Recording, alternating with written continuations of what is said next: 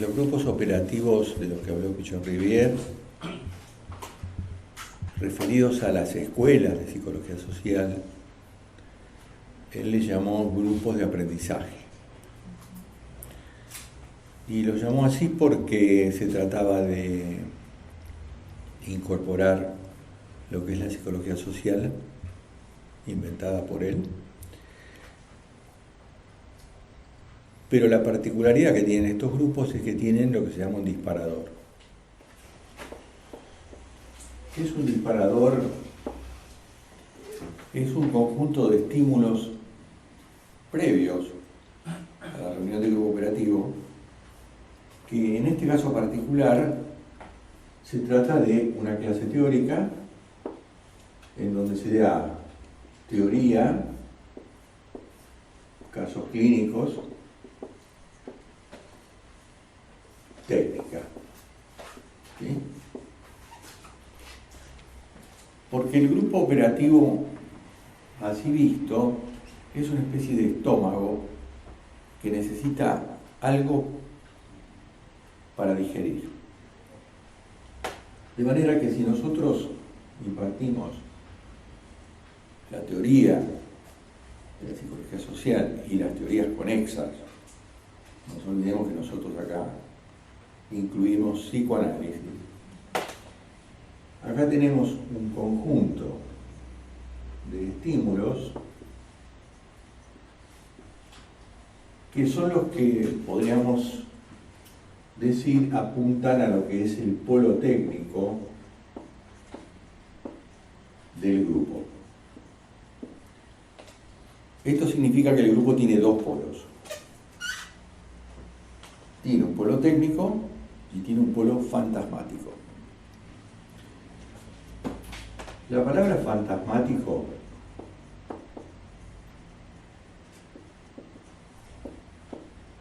remite a fantasma, y fantasma en psicoanálisis es algo del orden imaginario que puede ser consciente o inconsciente, pero que en la práctica concreta hace a los vínculos del grupo. Quiere decir que aquí están los afectos, las alianzas, los deseos, las fantasías, las identificaciones, etcétera, etcétera, etcétera. Ven que nada de esto es técnico, es el orden subjetivo. Y cuando Pichon Rivière se plantea la psicología social, arma esta tríada: pensar, sentir, hacer. Quiere decir que incluye el polo del sentir en el mecanismo de aprendizaje. ¿Por qué? Porque justamente el polo fantasmático, pese a que muchas consultoras no lo abordan, es el más conflictivo de todos. Fíjense que nosotros nos referenciamos en el dispositivo psicoanalítico. Si yo tengo acá un analizante y un analista intercambiando, que podemos dibujarlo así, y en su momento veremos por qué. Acá de lo que se trata es que este sujeto habla en lo que se llama, idealmente, asociación libre. Quiere decir que en análisis, lo primero que va a decir un analista es hable, que hable de lo que quiera. Esto es algo que aprendió Freud de una paciente que pidió eso. Déjeme hablar de lo que quiera. Entonces rige esta regla que se llama regla fundamental.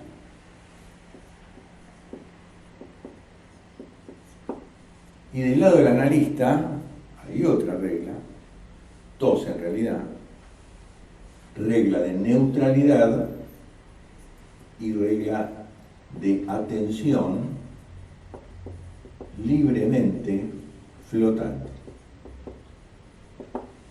Quiere decir que los dos sujetos que están implicados en este vínculo, que Lacan llama lazo social, y no es el único, todo lazo del sujeto que no existe sin el otro es un lazo social. Pero en este particular lazo social hay una ida y vuelta muy especial que no coincide con las comunicaciones en la vida cotidiana entre dos personas,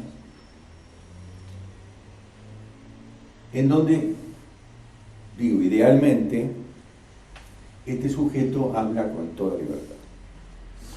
Freud dijo, no hay nada menos libre que la asociación libre. ¿Por qué? Porque si bien, vamos a suponer, por fines didácticos, que el yo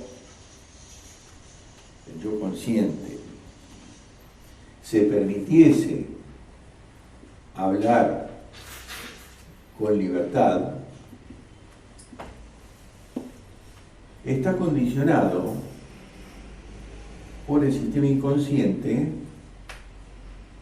y un condicionamiento es restringir grado de libertad. Significa que libertad absoluta no existe, ni en análisis. Y no es infrecuente que este yo no hable con la libertad que él pretende, ¿sí? Esto significa que conscientemente guarde cosas, oculte, eventualmente mienta. Pero si pudiera hablar libremente, estaría condicionado aparte por este, vamos a llamar, discurso que lo condiciona. ¿Vamos hasta ahí? No se quede con dudas. Ahora, en el grupo operativo, como no estamos en análisis, existen dos tipos de asociaciones. Una, efectivamente, le llamamos asociación libre. ¿Y a qué nos referimos? A la cuestión teórico-técnica. Porque cuando ustedes debaten teoría de lo que escucharon aquí, o de lo que leyeron en los libros o en los apuntes, tienen todos los grados de libertad para, comillas, delirarse y proponer, hasta inclusive rebatir las teorías, ¿no? Lo peor que pudiera pasar en esos casos es que se equivoquen. Y, como les dije el primer día, equivóquense todo lo que puedan, ¿no?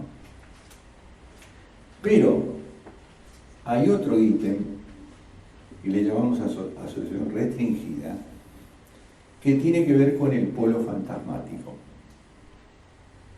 Quiere decir que nosotros, en el grupo operativo,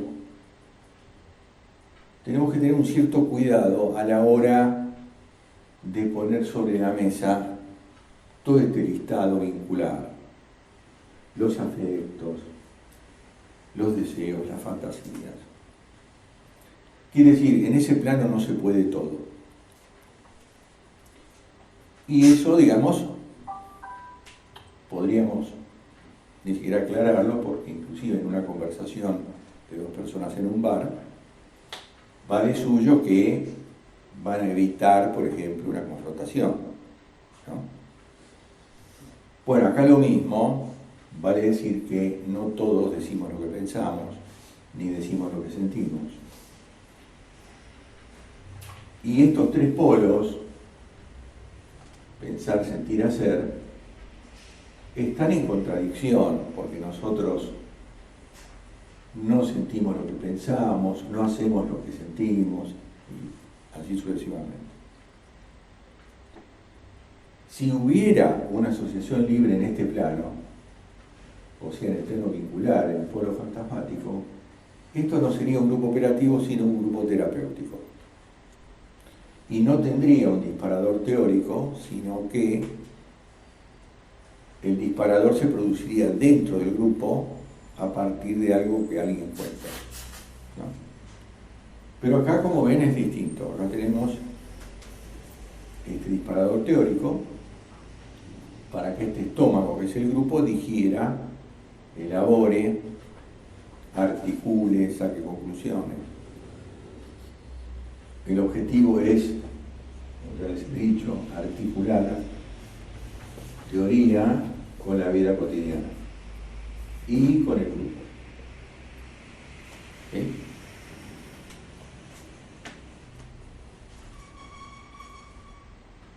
Es algo que no viene dado, es algo que se aprende, es algo que hay que avanzar por tanteos, en un proceso de darse permiso, vamos a decir, ¿no? Porque la idea es que lo que Pichon llama mutua representación interna, o sea que todos estén representados en los demás, mentalmente representados, sea cada vez más ajustada, pese a que esta representación entre integrantes es un proceso dinámico, porque a medida que los integrantes hablan, vamos conociéndolos más y tal vez ondule o se alterne lo que Pichon llamaba la pelée, que es la cuestión afectiva entre dos personas, ¿no? Porque claro, ustedes van a tener que hacer trabajos, se van a tener que juntar para estudiar, van a tener que hacer trabajos de campo, y ahí se ve justamente en la tarea los vaivenes de la tele, que sería lo que podríamos decir lo mismo que pasa entre dos personas en la vida cotidiana, con la diferencia de que acá estamos estudiando una disciplina determinada. Ahora, no siempre va a ser así, porque si ustedes, el día que egresen, fueran a armar un grupo operativo en una empresa, por ejemplo, no habría disparador. O sea que esto no existiría. Simplemente existiría una serie de datos que nos proporcionaría el sujeto que contrata, que le llamamos así, comitente. Ven que nosotros no trabajamos con pacientes ni con analizantes, trabajamos con comitentes o consultantes. Entonces, eso que nos cuenta aquel que nos convoca es el único dato previo que tenemos.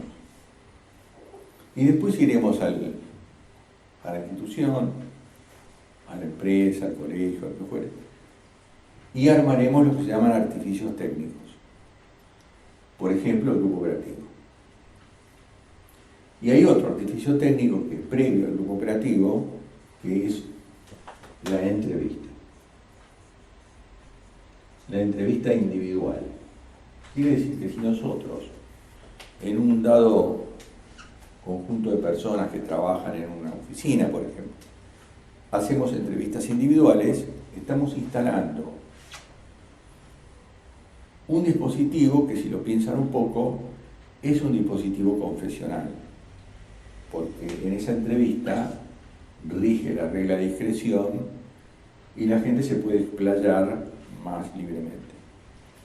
En cambio, en un grupo siempre hay temores, hay autocensuras, está lo políticamente correcto, ¿no? Está lo que Winnicott, que es un autor que vamos a ver más adelante, llamaba el falso self, quiere decir que nosotros no somos del todo tal como, no decimos las cosas tal como las pensamos o tal como las sentimos, sino que les ponemos un filtro, porque evidentemente tenemos que protegernos de la mirada de los otros, del prejuicio de los otros, de los preconceptos de los otros, y entonces siempre hay una diferencia entre lo que tenemos en la conciencia y lo que damos a conocer. ¿Sí? Este concepto, que lo veremos en su momento, falso self, es un concepto del que nadie escapa, o sea, nadie puede vivir en este mundo transparentando su mente. nosotros tenemos que tener un resguardo de lo que pensamos y de lo que sentimos, porque estamos en sociedad, estamos con socios, y la idea, por lo menos primigenia, sería tener un intercambio amable, un intercambio productivo, un intercambio colaborativo con el otro. Por supuesto que no siempre se da. A veces en el mismo grupo operativo aparecen integrantes a los que, por decir de alguna manera, les salta la térmica y entonces estamos en una especie de libre asociación de lo vincular o de lo afectivo, lo cual no es la idea. ¿Sí? De todas maneras, nosotros podemos tener opiniones en contrario de otros, pero tenemos que ir aprendiendo lo que se llama actitud psicológica. Quiere decir, un cierto cuidado en donde las cosas se puedan decir en su esencia, pero de una manera que no lleve directamente al conflicto sin palabras, como podría ser una pelea. Esta actitud psicológica es un concepto que viene de Freud, que le llamó actitud analítica, y que si volvemos a traer a colación el dispositivo analítico, un analista, para tener actitud psicológica con el otro, está basado en un trípode de conceptos. Uno se llama timing, es decir, en qué momento hacer una intervención. Tacto, fíjense que tacto viene de tocar, ¿no? Y conecta con táctica, es decir, de qué manera nosotros le decimos algo al otro. Y dosificación, o sea, cuánto de lo que nosotros pensamos, tal vez en términos interpretantes, le decimos al otro. Porque acá no se trata de tirarle por la cabeza al otro todo lo que uno va elaborando como operador. Se trata de ajustarse a unas normas de cuidado que típicamente pasan por estos tres conceptos: timing, tacto, dosificación. Y eso rige para el analista, rige para el coordinador de grupos. ¿Vamos hasta acá? Vamos a suponer que ustedes están estudiando, bueno, no es un supuesto, es una realidad, en donde tienen un disparador, clase teórica, y ahí tienen un conglomerado de algo de la primera importancia, la mayor importancia, que se llama información.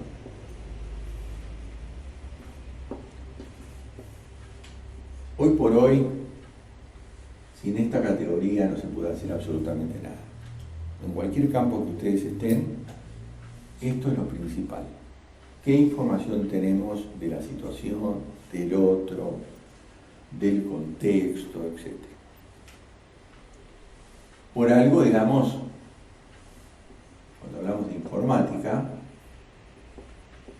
fíjense que nosotros hemos llegado a un nivel en el campo de la informática en donde casi todo pasa por espiar, recabar datos, ¿no?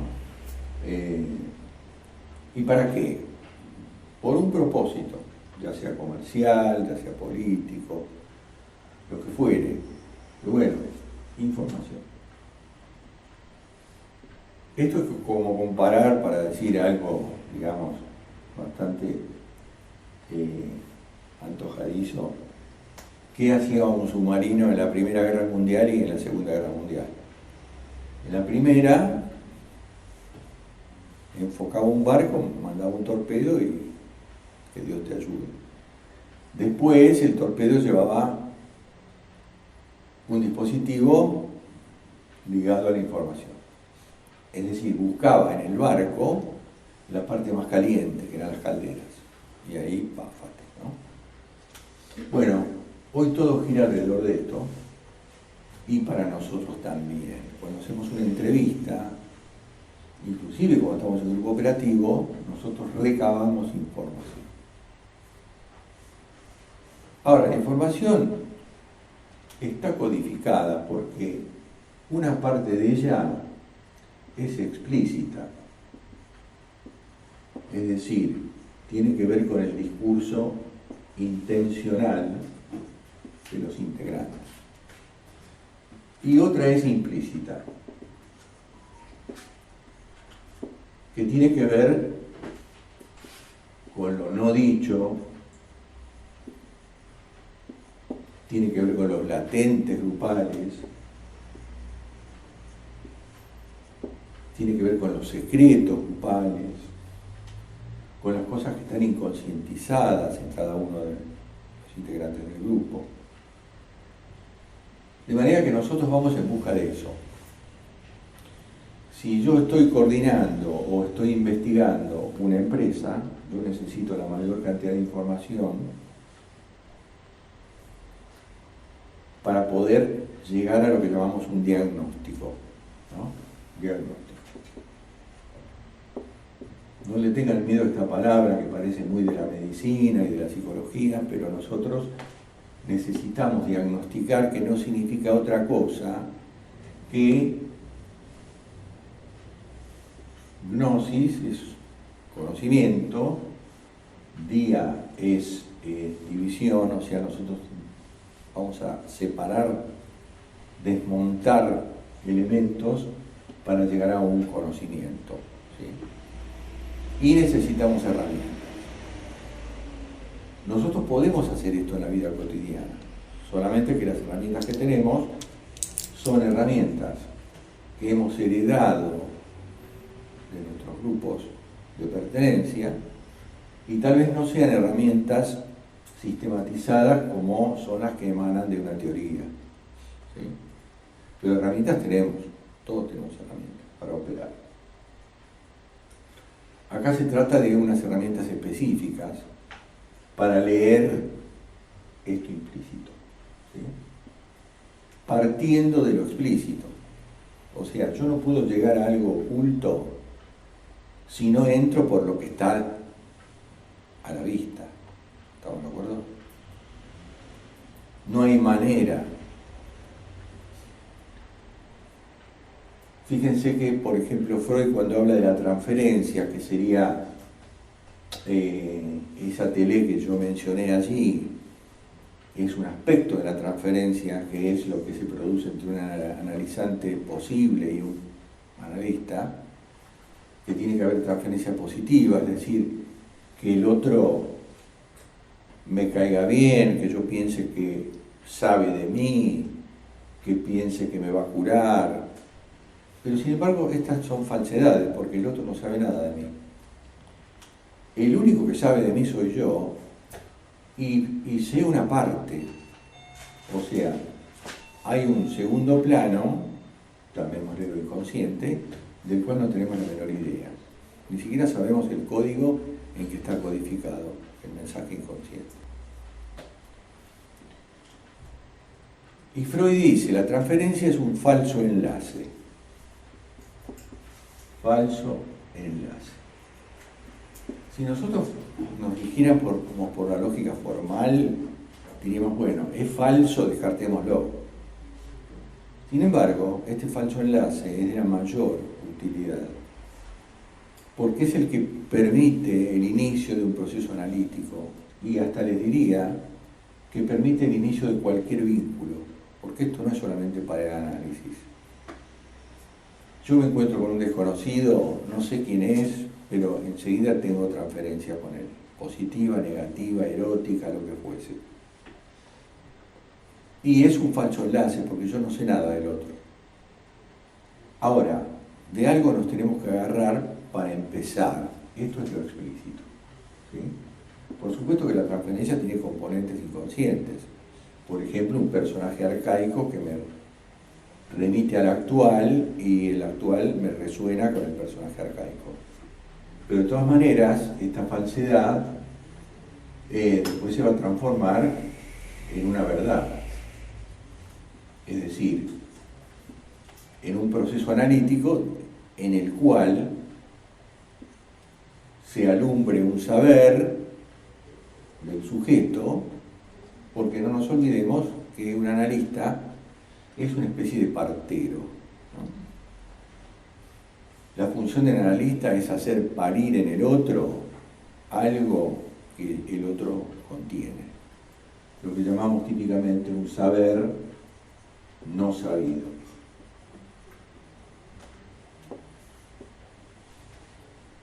Por lo tanto, la intervención de un coordinador, de un analista, es muy acotada porque sí tiene que garantizar, primero, que se sostenga el encuadre, por ejemplo, el encuadre del grupo operativo, y segundo, que el grupo se conecte con la tarea de alguna manera. Ahora, no siempre los grupos se conectan con la tarea. Yo puedo dar una clase y el grupo empieza a hablar de otra cosa. Bueno, eso que siempre pasa al principio, que se llama pre-tarea, es permisible, es parte de lo que Pillon pensó, y después, que es cuando el grupo se acomoda, ¿no?, al principio, y después se pasa a la tarea. Quiere decir que hay una especie de sucesión temporal de eventos, a una de las cuales llamamos pretarea, y después hay un tubamiento con la tarea prescripta, que sería articular todo esto con ustedes, con sus vidas cotidianas, con el grupo. Pero el caso es que el grupo puede volver a la pretarea. Y esta pretarea, ustedes saben que Pillon era fanático del fútbol, que él primero lo conectó con el precalentamiento del deporte. El precalentamiento es uno solo, pero la pretarea puede volver, ¿sí? O sea que ahí se despega de este otro concepto. Entonces la idea es que con el menor nivel de censura ustedes puedan asociar libremente la teoría con las vidas cotidianas, porque como les dije, lo peor que puede pasar es que se equivoquen. Ahora, si ustedes se consolidan en el polo fantasmático, que para eso está la coordinación, para sacarlos un poco de ahí, o para sacarle partido al polo fantasmático, siempre está eso que todos pretendemos de un grupo operativo, que sea además terapéutico. Y ojo que Pillon Rivière dijo, los grupos operativos son por añadidura terapéuticos, ¿sí? Pero no nos lo planteamos como punto de partida. Y esto hay que decirlo muy explícitamente porque ese es uno de los problemas que tenemos con los psicólogos. Los psicólogos creen que nosotros hacemos terapia, y nosotros no hacemos terapia. Nosotros, es más, Pillon Rivière cambió el par salud-enfermedad por otro que se llama aprendizaje estereotipia. Quiere decir que nosotros estamos en el marco de una cuestión de aprendizaje, y cualquier sujeto que nos consulte, lo que vamos a ver es que sus factores de sufrimiento tienen que ver con distorsiones en su proceso de aprendizaje. Con esta transformación, en vez de salud-enfermedad, aprendizaje estereotipia, Pillon Rivière nos sacó del mundo de lo que podríamos decir el mundo de la salud, porque justamente esa es la confrontación que los psicólogos tienen con nosotros, ¿no? Y además porque tenemos esa palabrita, psicólogo social, que les hace mucho ruido, ¿no? Ok. Ustedes referenciense siempre, como una cuestión, digamos, práctica, en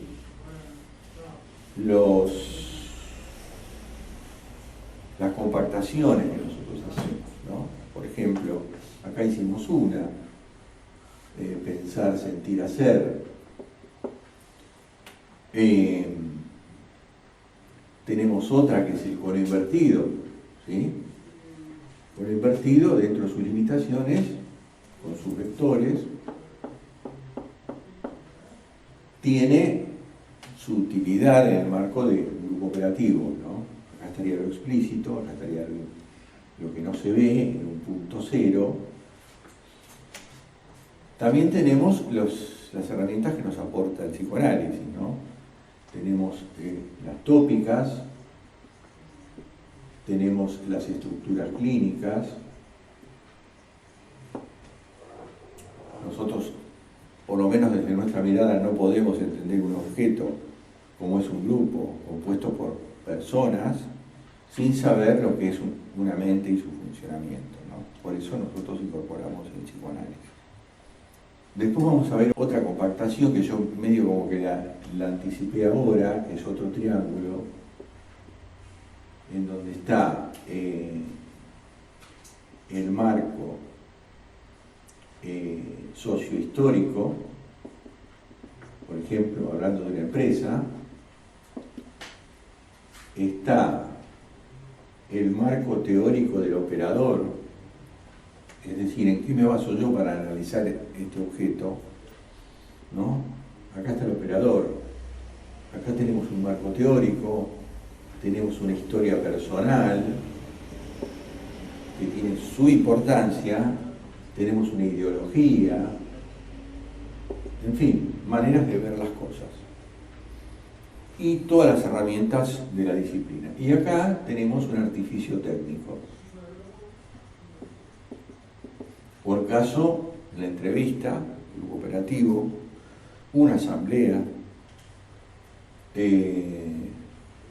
un encuadre de psicodrama, etc. Hay muchas cosas para hacer cuando se trata de obtener información. Y esa información después hay que procesarla.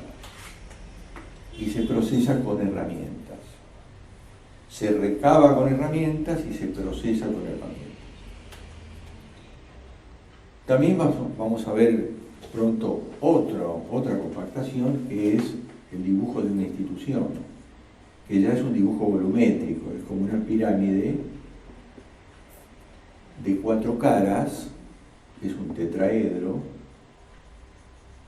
en donde acá está el poder, acá está el aspecto físico, con todo lo que implica en una empresa, acá está el polo semiótico, que significa todo lo que se dice y todo lo que se imagina en la empresa, y acá está el polo libidinal, que en los grupos sería el polo fantasmático, o sea, todo lo que circula en términos de afectos en una empresa.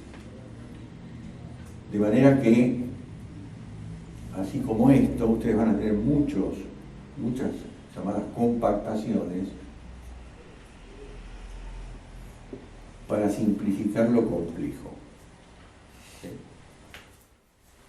El coordinador, este es digamos, la anotación con la que nos referimos al coordinador, es un operador que está atento al discurso.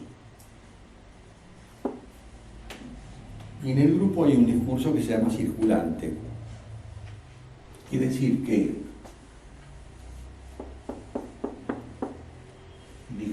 circula la palabra con el detalle de que, así como dijimos que yo para llegar a lo implícito necesito pasar por lo explícito, ese discurso circulante conlleva cuestiones del inconsciente de cada sujeto. Ven que no hay nada debajo de nada ni detrás de nada, todo está ahí en el discurso. Hay una autora especialista en temas grupales, Ana María Fernández, que dice: lo latente late en lo manifiesto.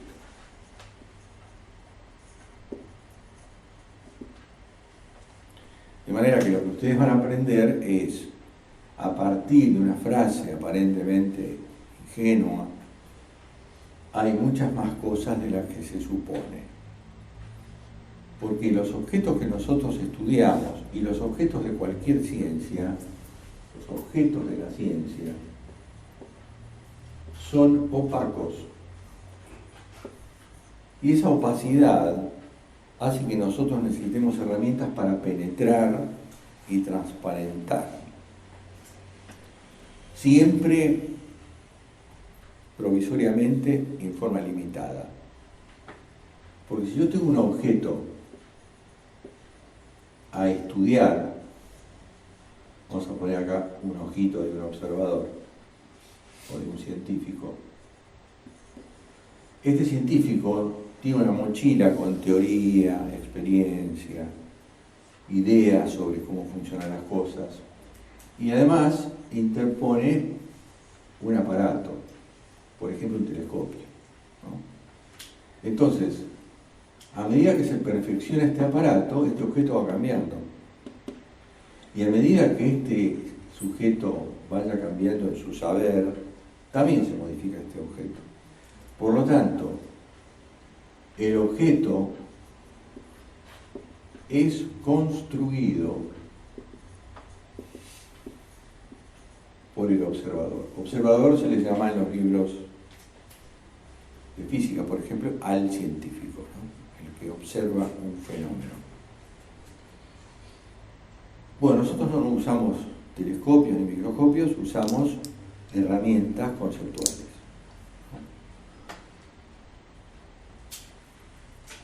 Y estas herramientas se van a ir decantando como para que ustedes en algún momento las puedan usar sin pensar en ellas.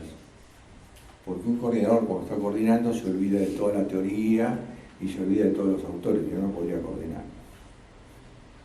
Es como si dijéramos que un coordinador frente a una problemática grupal y no sabiendo qué hacer dijera: ¿qué haría acá Pillon Riviere? Y yo qué sé qué haría.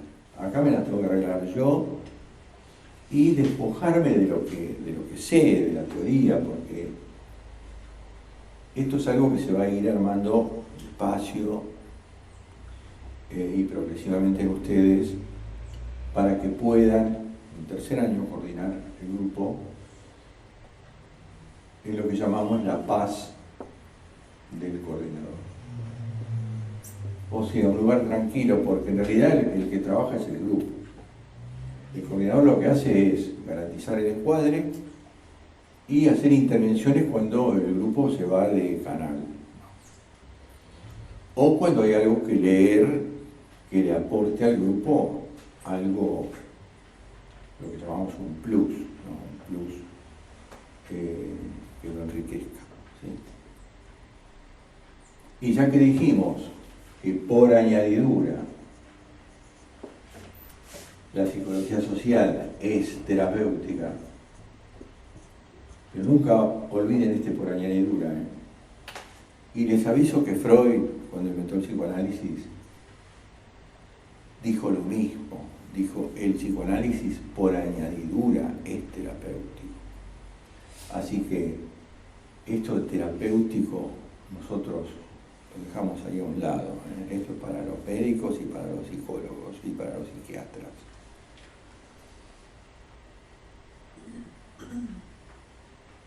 De manera que este coordinador, cuando llegue el momento de cumplir su función, va a estar atento a estos recursos circulantes y va a tratar de pesquisar qué más dice el grupo de lo que habla, ¿no?